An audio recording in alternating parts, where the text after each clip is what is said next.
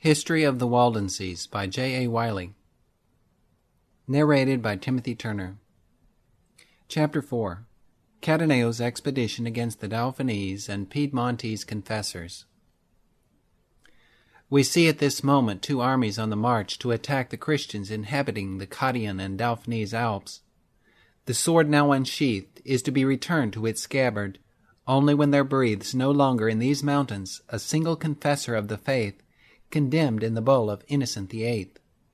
The plan of the campaign was to attack at the same time on two opposite points of the great mountain chain, and advancing, the one army from the southeast and the other from the northwest, to meet in the valley of Angrogna, the center of the territory, and there strike the final blow. Let us follow first the French division of this host, that which is advancing against the Alps of Dauphine. This portion of the Crusaders was led by a daring and cruel man, skilled in such adventures, the Lord of La Palud. He ascended the mountains with his fanatics, and entered the Vale of Lois, a deep gorge overhung by towering mountains. The inhabitants, seeing an armed force 20 times their own number enter the valley, despaired of being able to resist them, and prepared for flight. They placed their old people and children in rustic carts, together with their domestic utensils, and such store of victuals as the urgency of the occasion permitted them to collect, and driving their herds before them, they began to climb the rugged slopes of Mont Pelvoux, which rises some 6,000 feet over the level of the valley. They sang canticles as they climbed the steeps, which served at once to smooth their rugged path and to dispel their terrors. Not a few were overtaken and slaughtered, and theirs perhaps the happier lot.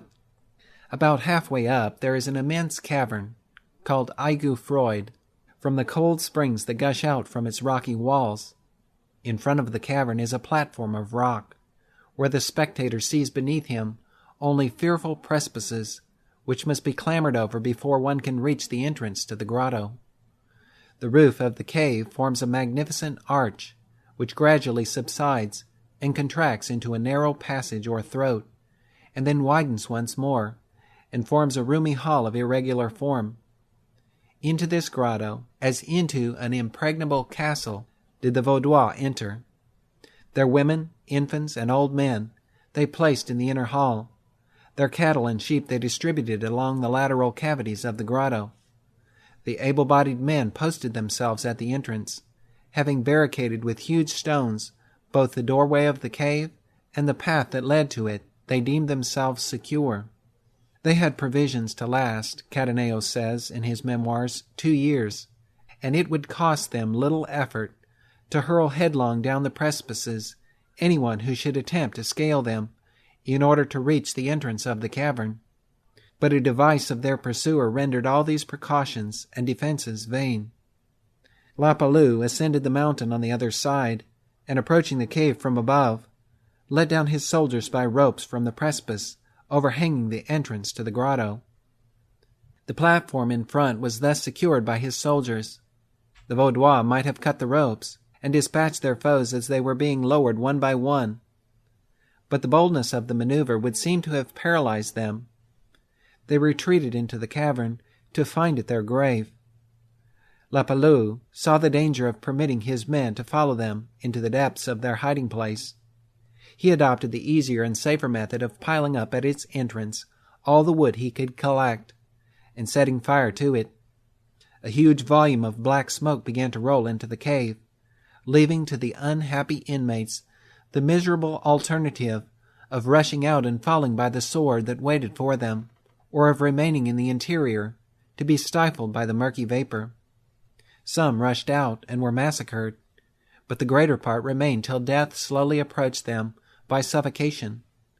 When the cavern was afterward examined, says Muston, there were found in it 400 infants suffocated in their cradles, or in the arms of their dead mothers. Altogether there perished in this cavern more than 3,000 Vaudois, including the entire population of the Valois.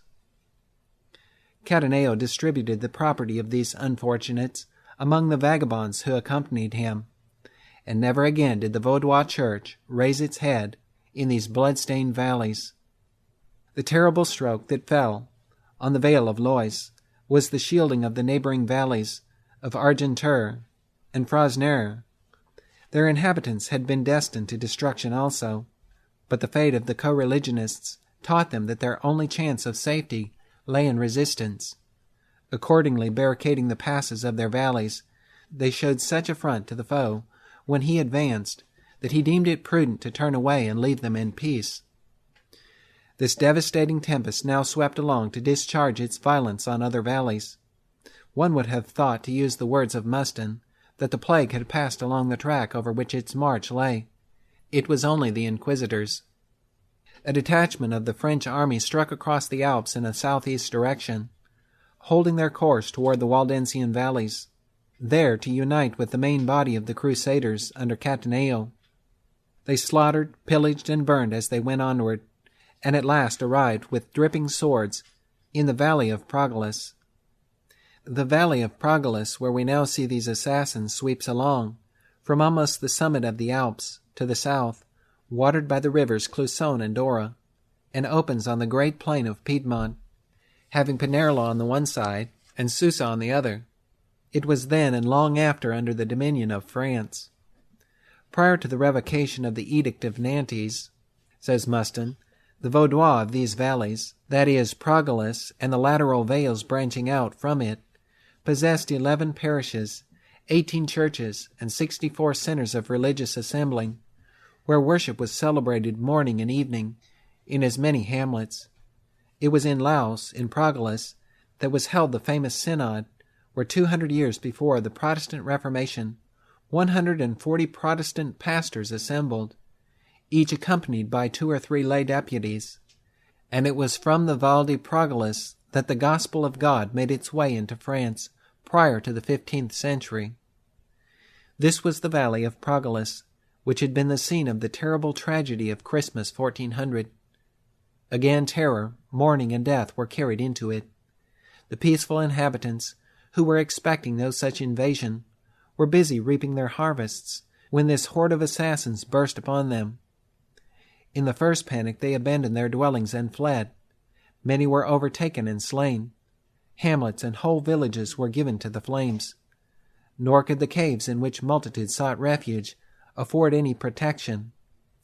The horrible barbarity of the Valois was repeated in the valley of Progolous.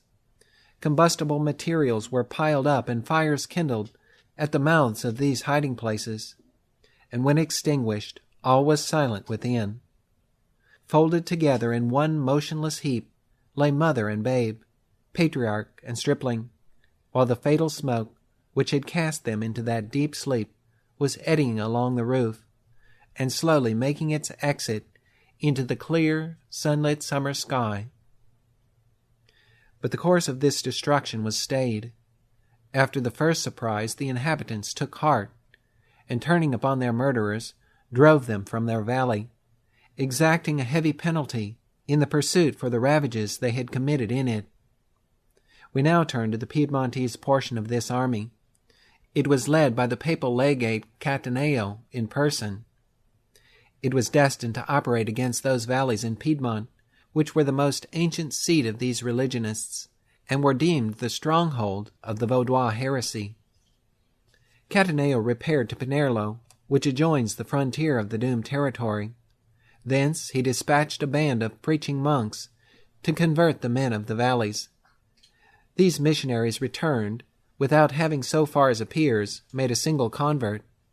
The legate now put his soldiers in motion, traversing the glorious plain, the Clusone gleaming out through the rich cornfields and vineyards on the left, and the mighty rampart of the hills, with their chestnut forests, their pasturages and snows, rising grandly on their right, and turning round the shoulder of the copse-clad Bricherasio. This army, with another army of pillagers and cutthroats in its rear, advanced up the long avenue that leads to La Torre, the capital of the valleys, and sat down before it. They had come against a simple, unarmed people, who knew how to tend their vines and lead their herds to pasture, but were ignorant of the art of war. It seemed as if the last hour of the Waldensian race had struck. Seeing this mighty host before their valleys, the Waldenses set 2 of their patriarchs to request an interview with Cataneo, and turn, if possible, his heart to peace. John Campo and John Desiderio were dispatched on this embassy. "Do not condemn us without hearing us," said they, "for we are Christians and faithful subjects, and our barbs are prepared to prove, in public or in private, that our doctrines are conformable to the word of God. Our hope in God is greater than our desire to please men. Beware how you draw down upon yourselves his anger by persecuting us, for remember that if God so wills it, all the forces you have assembled against us will nothing avail." These were weighty words, and they were meekly spoken. But as to changing Cataneo's purpose, or softening the hearts of the ruffian host which he led, they might as well have been addressed to the rocks, which rose around the speakers. Nevertheless, they fell not to the ground. Cataneo, believing that the Vaudois herdsman would not stand an hour before his men-at-arms, and desirous of striking a finishing blow, divided his army into a number of attacking parties, which were to begin the battle on various points at the same time. The folly of extending his line so as to embrace the whole territory led to Cataneo's destruction, but his strategy was rewarded with a few small successes at first. One troop was stationed at the entrance of the Val Lucerna. "We shall follow its march till it disappears on the mountains, which it hopes to conquer, and then we shall return and narrate the more decisive operations of the campaign under Cataneo in the Val Ingrogna." The first step of the invaders was to occupy the town of La Torre, situated on the angle formed by the junction of the Val Lucerna and the Val Ingrogna.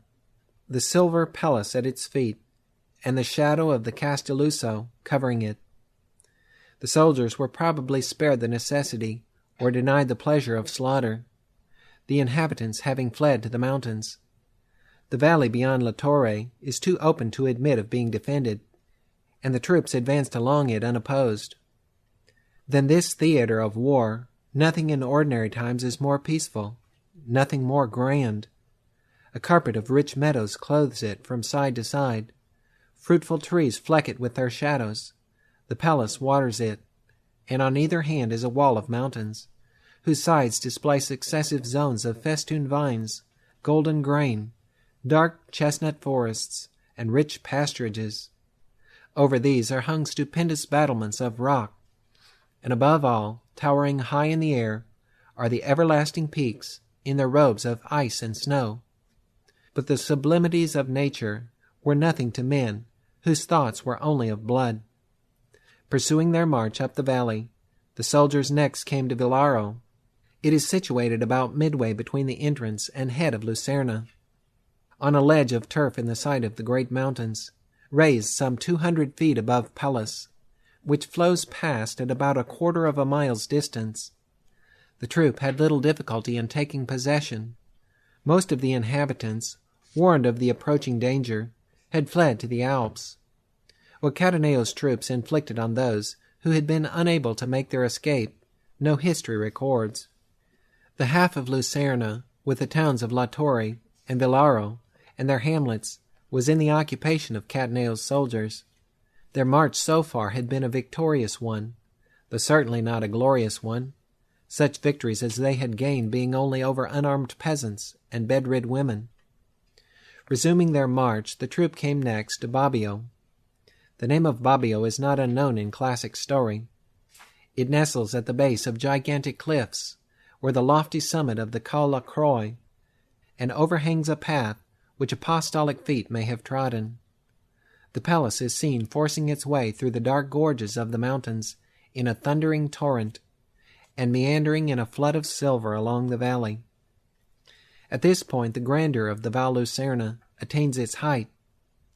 Let us pause to survey the scene that must here have met the eyes of Cataneo's soldiers, and which one would suppose might have turned them from their cruel purpose.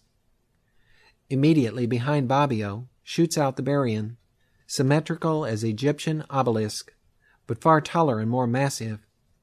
Its summit rises 3,000 feet above the roofs of the little town. Compared with this majestic monolith, the proudest monument of Europe's proudest capital is a mere toy. yet even the Berrien is but one item in this assemblage of glories.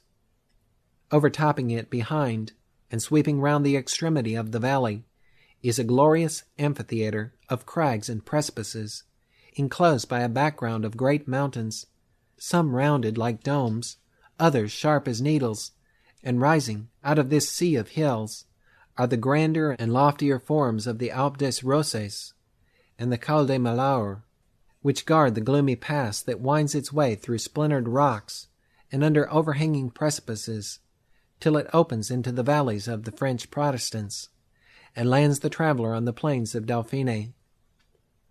In this unrivaled amphitheatre sits Bobbio, in summer buried in blossoms and fruit, and in winter wrapped in the shadows of its great mountains, and the mists of their tempests. What a contrast between the still repose and grand sublimity of nature, and the dreadful errand on which the men now pressing forward to the little town are bent. To them nature speaks in vain. They are engrossed with but one thought. The capture of Bobbio, an easy task, put the soldiers in possession of the entire valley of Lucerna. Its inhabitants had been chased to the Alps, or their blood mingled with the waters of their own Pellis. Other and remoter expeditions were now projected.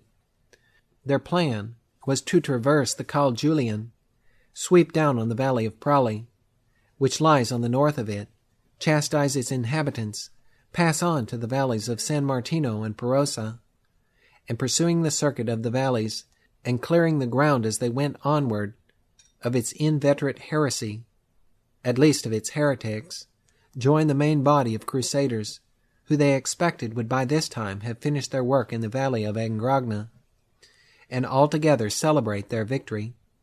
They would then be able to say that they had gone the round of the Waldensian territory, and had at last effected the long-meditated work, so often attempted, but hitherto in vain, of the utter extirpation of its heresy.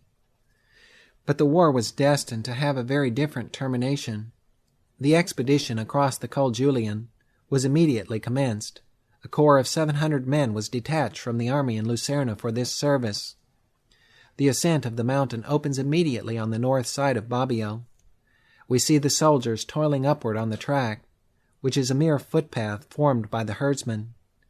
At every short distance they pass the thick-planted chalets and hamlets, sweetly embowered amid mantling vines, or the branches of the apple and cherry tree, or the goodlier chestnut. But the inhabitants have fled. They have now reached a great height on the mountainside. Beneath is Bobbio, a speck of brown. There is the valley of Lucerna, a ribbon of green, with a thread of silver woven into it, and lying along amid masses of mighty rocks. There, across Lucerna, are the great mountains that enclose the valley of Rora, standing up in the silent sky. On the right are the spiky crags that bristle along the pass of Mirabac, that leads to France, and yonder in the east is a glimpse of the far-extending plains of Piedmont. But the summit is yet a long way off, and the soldiers of the papal legate, bearing their weapons to be employed, not in venturesome battle, but in cowardly massacre, toil up the ascent. As they gain on the mountain, they look down on pinnacles, which half an hour before had looked down on them. Other heights, tall as the former, still rise above them. They climb to their airy spires, which in their turn sink beneath their feet. This process they repeat again and again, and at last they come out upon the downs that clothe the shoulders of the mountain. Now it is that the scene around them becomes one of stupendous and inexpressible grandeur. Away to the east, now fully under the eye, is the plain of Piedmont, green as a meadow and level as an ocean. At their feet yawn gorges and abysses, while spiky pinnacles peer up from below, as if to buttress the mountain. The horizon is filled with Alpine peaks, conspicuous among which, on the east, is the Colla Vecchera, whose snow-clad summit draws the eye to the more than classic valley over which it towers, where the Barbs, in ancient days, were wont to assemble in synod, and whence their missionaries went forth, at the peril of life, to distribute the Scriptures and sow the seed of the kingdom. It was not unmarked, doubtless, by this corps, forming, as they meant it should do, the terminating point of their expedition in the Val d'Angrogna. On the west, the crowning glory of the scene was Monte Viso, standing up in bold relief in the ebon vault, in a robe of silver. But in vain had nature spread out her magnificence before men who had neither eyes to see nor hearts to feel her glory. Climbing on their hands and knees the steep, grassy slope in which the pass terminates, they looked down from the summit of the valley of Prali, at that moment a scene of peace.